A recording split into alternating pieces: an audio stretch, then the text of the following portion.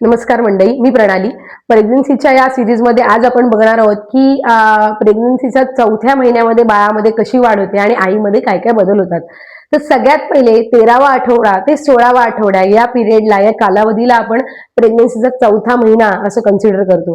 तर 13व्या आठवड्यामध्ये बाळामध्ये काय डेव्हलपमेंट होते, तर सगळ्यात पहिले म्हणजे बाळाची जी लेंथ असते, जी लांबी असते, ते 7 ते 8 सेंटीमीटर एवढी होते. बाळाचं जे वजन आहे ते 20 ते 25 ग्रॅम हे 13व्या आठवड्यापर्यंत होतं.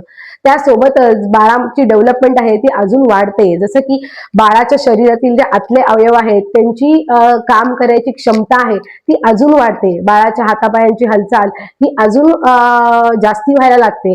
बाळाच्या चेहऱ्याची रचना आहे, चेहरा जो अजून स्पष्ट व्हायला लागतो. हे सगळं 13व्या आठवड्यामध्ये होतं.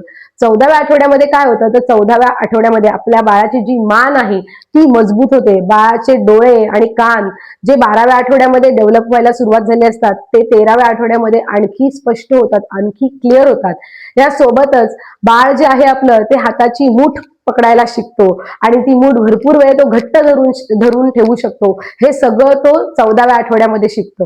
यासोबतच 14व्या आठवड्यामध्ये बाळाच्या अंगावरती छोटे छोटे केस यायला सुरुवात होते. हे सगळं बाळाच्या 14व्या आठवड्यापर्यंत होतं. 15व्या आठवड्यामध्ये बाळामध्ये काय डेव्हलपमेंट होते, तर 15व्या आठवड्यामध्ये बाळाची लेंथ, बाळाची लांबी ही 10 सेंटीमीटर एवढी होते. बाळाची हाडं आहेत ती मजबूत व्हायला लागतात. त्यासोबतच 15व्या आठवड्यात बाळ गिळण्याचा सराव करू लागतो. म्हणजे पदार्थ गिळताना, जेवताना आपण जसं गिळू शकतो त्याची प्रॅक्टिस बाळ पोटामध्ये 15व्या आठवड्यापासून सुरुवात करतो. यासोबतच बाळाची जी पचन संस्था आहे, त्याची आतडी आहेत, त्यांची डेव्हलपमेंट व्हायची सुरुवात होते. हे सगळं बाळाच्या 15व्या आठवड्यामध्ये होतं. 16व्या आठवड्यामध्ये बाळामध्ये काय फरक पडतो, तर 16व्या आठवड्यामध्ये बाळाचं जो वजन आहे तो 100 ग्रॅम एवढं होतं आणि बाळाची लेंथ ही 11 ते 13 सेंटीमीटर एवढी होते. काही स्त्रियांना 16व्या आठवड्यामध्ये म्हणजे 4थ्या महिन्याच्या शेवटी बाळाचे हालचाल, किक्स, छोटे छोटे किक्स जाणवू शकतात, पण हे खूप क्वचित महिलांमध्ये जाणवतं. यासोबतच बाळाची जी चेहऱ्याची रचना आहे ती आणखी क्लिअर होते. ही जी डेव्हलपमेंट आहे ती बाळाच्या 4थ्या महिन्यामध्ये आपल्याला दिसून येते. आईमध्ये काय बदल जाणवतात, तर आईला जी आधी मळमळ व्हायची, उलटी व्हायची ती आता थांबते. त्यासोबतच आईला जे पहिले थकवा येऊन आई एकदम लो एनर्जी वाली असायची ती आता एनर्जेटिक होते. तिला ऊर्जा जास्ती वाढते ह्या पिरियड्स मध्ये. तर हे सगळं आईला जाणवतं. ह्या सोबतच आईला स्तन थोडे जड झालेले दाखवतात, कारण आपली शरीर आहे ते दुधाच्या निर्मितीसाठी स्वतःला तयार करत असतं.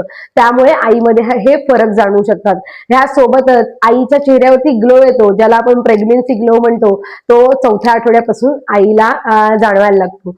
या 4थ्या महिन्यामध्ये आईला काय काळजी घ्यायची आहे, तर डॉक्टरांनी दिलेले सगळे टॅबलेट्स वेळेवर घ्यायचे आहेत. कॅल्शियम, आयर्नच्या गोळ्या ह्या न चुकता रोज घ्यायच्या आहेत. यासोबतच स्वतःला हायड्रेट ठेवायचंय, खूप पाणी प्यायचंय, ताक, दही, ज्यूस, जसं की मी सगळ्या व्हिडिओज मध्ये सांगते, तर हे न चुकता करायचंच आहे. यासोबतच जर काही वजन उचलत असाल तर ते इथून पुढे कमी करायचंय, कारण गर्भाशयावर त्याचा ताण येऊ शकतो. त्यासोबतच थोडा व्यायाम करायचा आहे, रोज थोडं चालायचंय, हे सगळं आईला करायचंय.